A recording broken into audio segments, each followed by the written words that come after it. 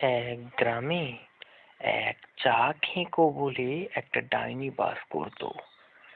সে রোজ লোকেদের বাড়িতে চা চেয়ে চেয়ে খেত, আর যেই ওকে চা দিত না তার সে ঘাড় মটকে ওই কাপে রক্ত খেত চায়ের বদলে। আজকেও সে চায়ের খোঁজে যখন বেরোলো। কে কোথায় আছো?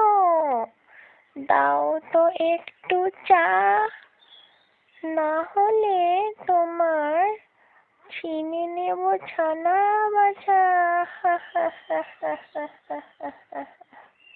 কই রে মুখ পুড়লি, চা দে রে।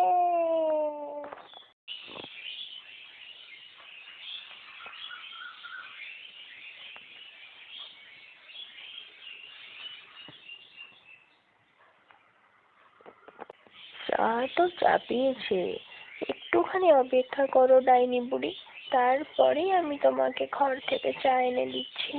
ঠিক সেই সময় যখনই ওরা কথোপকথন করছিল, ওই গ্রামের ঠাকুরমা আস্তে আস্তে একটা লাঠি নিয়ে এসে ওই ডাইনিটার মাথায় খুব জোরে আঘাত করলো।